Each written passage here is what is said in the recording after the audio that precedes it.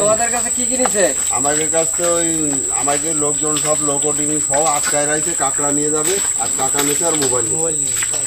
টাকা কি পরিমাণ টাকা নিচ্ছে? ওই আমার লোক ওই 1-1.5 করে থাকে, ওই 1-1.5 প্রতি বড়ি থেকে কয় হাজার টাকা করে নেয়? ও লোক ওই আটকারে লাখ লাখ টাকা নেই, 1 লাখ 1.5 লাখ এরকম 1 লাখ 1.5 লাখ টাকার মতো নেয়। জানা দিলে ছাড়ে। এটা কতদিন ধরে নিতেছে? এরা নিচ্ছে তো এই 2-3 বোন ধরে নিচ্ছে। এই আরো 8-10 জাইলের লোকের মাল সব নিয়ে গেছে। কোন বাহিনী কোন বাহিনী?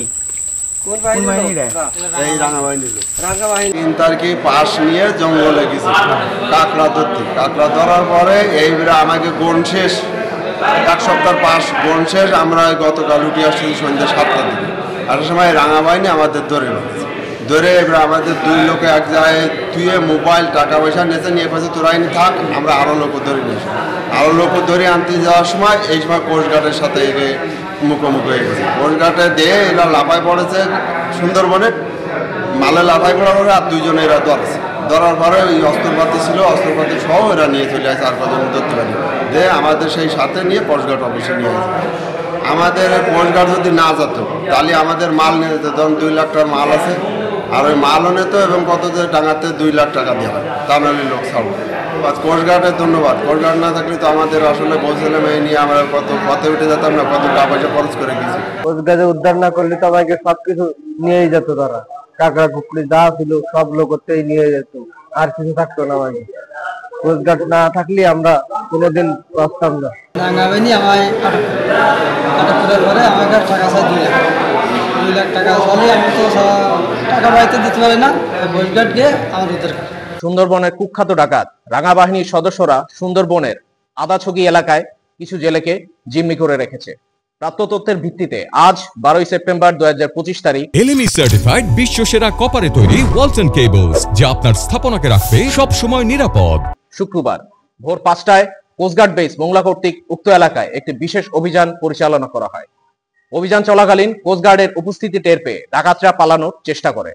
পরবর্তীতে অভিযানিক দল ধাওয়া করে 2টি একনলা বন্দুক, 2 রাউন্ড তাজা কার্তুজ, 8 রাউন্ড ফাঁকা কার্তুজ, 3টি দেশীয় আগ্নেয়াস্ত্র তৈরির সরঞ্জামাদি এবং একটি দেশীয় অস্ত্র সহ সুন্দরবনের দুর্ধর্ষ ডাকাত রাঙা বাহিনীর 2 সহযোগীকে আটক করে।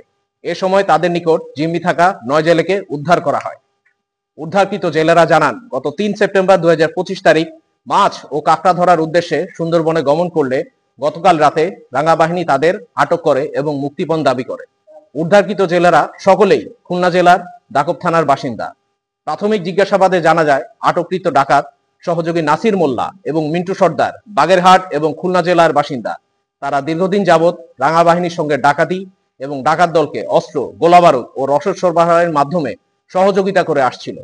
উদ্ধারকৃত জেলে আটককৃত ডাকাত ও জব্দকৃত আলামতের পরবর্তী আইনানুগ ব্যবস্থা গ্রহণের কার্যক্রম প্রক্রিয়াধীন রয়েছে। সুন্দরবনকে দস্যুমুক্ত করতে কোস্টগার্ড ভবিষ্যতেও এ ধরনের অভিযান অব্যাহত রাখবে।